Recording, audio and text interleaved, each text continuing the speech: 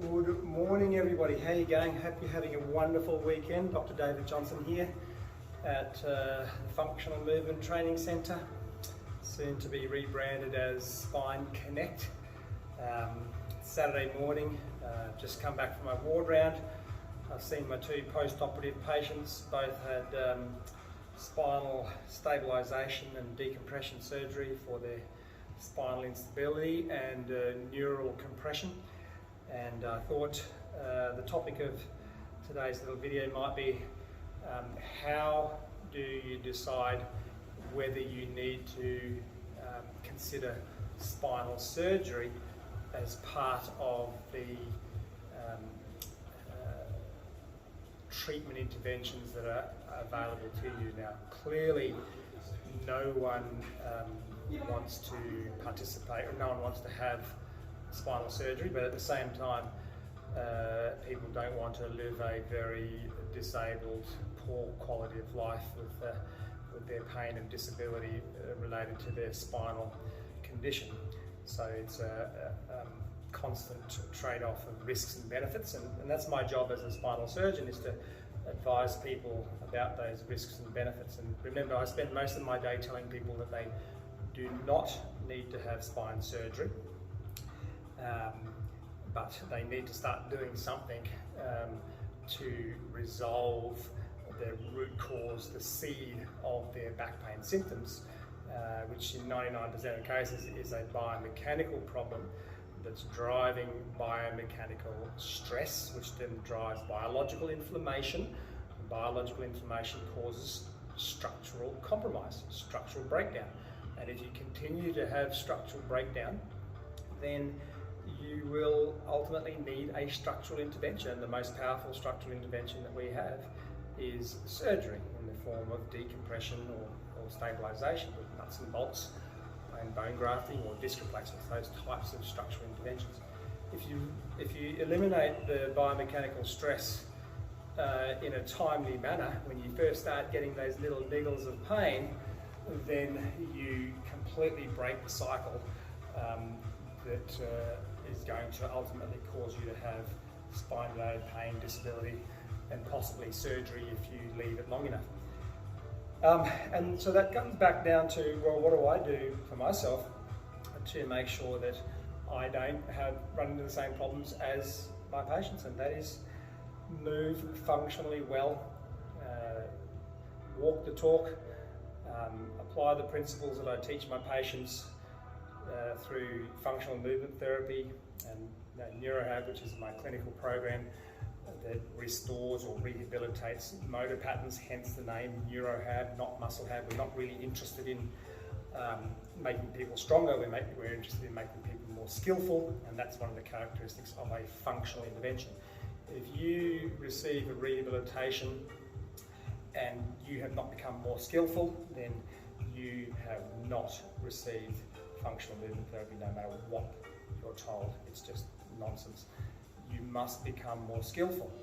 And skill isn't defined by just getting a stronger core. Skill isn't defined by just getting more stretchy or fitter or manual therapy. Okay, so those things are structural interventions. They are not functional interventions. You're not becoming more skillful. And as you get more skillful with your movement patterns, your natural default motor patterns for everyday life activities, you then have the discretionary choice as to whether you want to become more athletic and whether you want to build functional capacity to meet the demands of your lifestyle. Say you're a worker, or just say you love being physically capable of multiple different activities. Then yes, you need to build capacity on top of those foundations of good movement, and most people do like doing that, and especially it's essential for my clinical work cover insurance, manual handling and physically demanding work patients. They have to reach a capacity, but they can't reach that capacity until they first understand movement proficiency. For me, myself, I'm doing my training now, so yes, I do like to maintain a high level of functional capacity as a functional athlete. And so here I'm going to practice what I preach. We've got 100 kilograms on the barbell, and we're going to apply all of the rules that my patients will also learn, just with an empty broomstick or just body weight. That's the foundation. And then as you keep training and practicing that type of motor pattern, you can then actually start to develop a little bit of capacity, which is what I'm practicing today, 100 kilograms.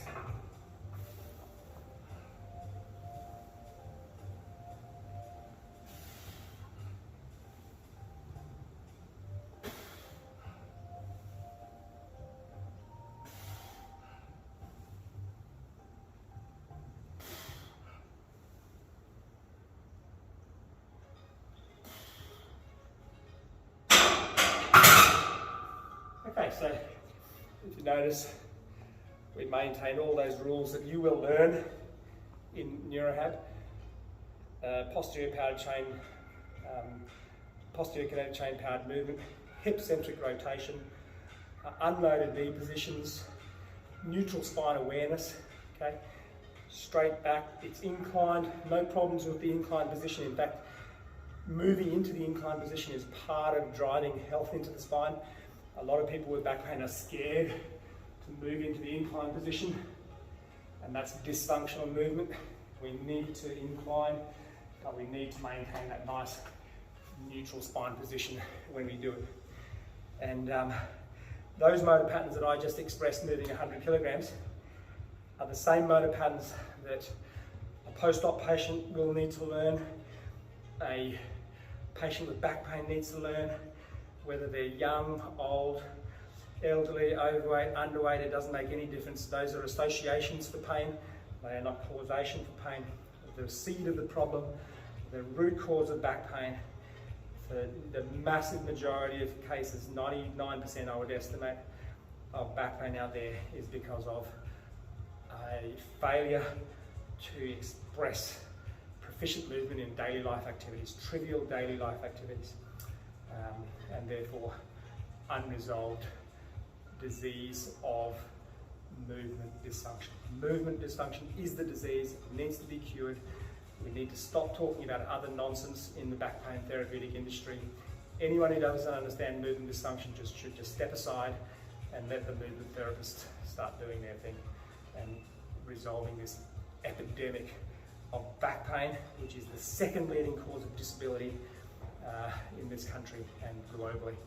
There's no question it is a highly prevalent, ubiquitous disease because the industry is failing very, very badly because they don't understand movement. All right, hope that makes sense, and I look forward to seeing you and educating you more and reversing your back pain. Back pain symptoms can be cured, okay? Back pain is not a disease. Back pain is a symptom. You cure the disease of movement dysfunction, you cure back pain symptoms. All the best. Have a great weekend. It's a beautiful one out there. Bye now.